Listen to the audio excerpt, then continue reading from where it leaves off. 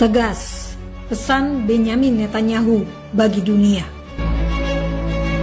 Until recently, many believed that the promise of progress in the 21st century would enable us to move beyond the barbaric horrors of the past towards a better and brilliant future. Many believed that we could go about our comfortable lives and that evil will simply pass us by. It will not. The horrors that Hamas perpetrated on October 7th remind us that we will not realize the promise of a better future unless we, the civilized world, are willing to fight the barbarians. Because the barbarians are willing to fight us. And their goal is clear. Shatter that promising future. Destroy all that we cherish. And usher in a world of fear and darkness. Ladies and gentlemen, this is a turning point for leaders and nations. It is time for all of us to decide if we are willing to fight for a future of hope and promise, or surrender to tyranny and terror. Now rest assured, Israel will fight. Since October 7th, Israel has been at war. Israel did not start this war. Israel did not want this war. But Israel will win this war. Hamas launched this war by perpetrating the worst savagery our people have seen since the Holocaust. Hamas murdered children in front of their parents, murdered parents in front of their children. They burned people alive. They raped women. They beheaded men.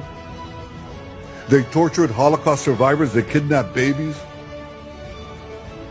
They committed the most horrific crimes imaginable. And they're part of the axis of evil that Iran has formed, an axis of terror that works by arming, training, and financing Hamas in Gaza, Hezbollah in Lebanon, the Houthis in Yemen, and other terror proxies throughout the Middle East and beyond the Middle East. In fighting Hamas and the Iranian axis of terror, Israel is fighting the enemies of civilization itself. Victory over these enemies begins with moral clarity. It begins with knowing the difference between good and evil, between right and wrong. It means making a moral distinction between the deliberate murder of the innocent and the unintentional casualties that accompany every legitimate war, even the most just war. It means holding Hamas responsible for the double war crime it commits every day by deliberately targeting Israeli civilians while deliberately using Palestinian civilians as human shields. It means making clear that the use of human shields is not only an immoral tactic of terror, but also an ineffective one. Because as long as Hamas's use of Palestinian human shields result in the international community blaming Israel, Hamas will continue to use it as a tool of terror, and so will others. Hamas will continue to use the basements in Gaza's hospitals as the command posts of its vast terror tunnel network.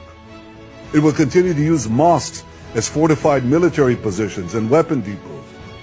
It will continue to steal fuel and humanitarian assistance from UN facilities.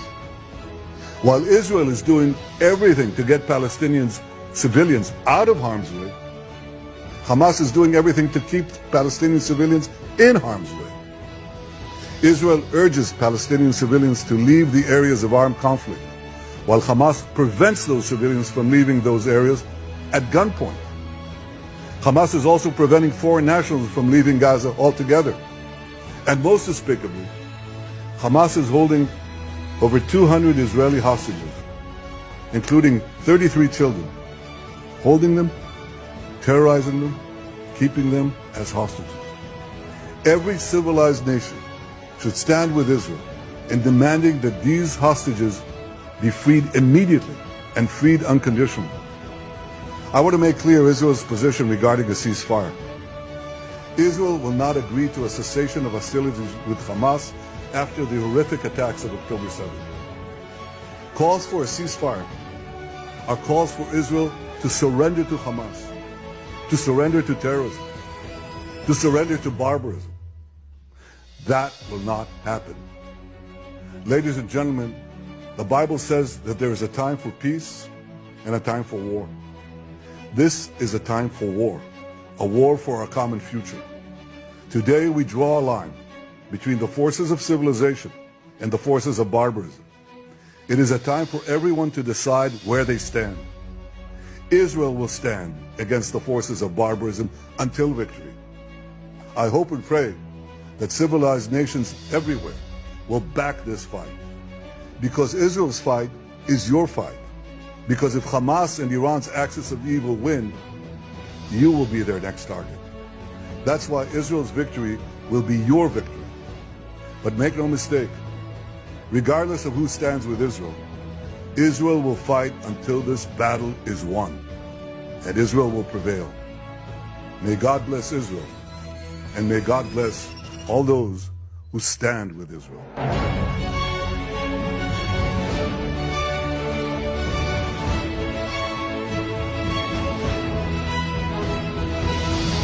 Salam damai dari Fakta Israel.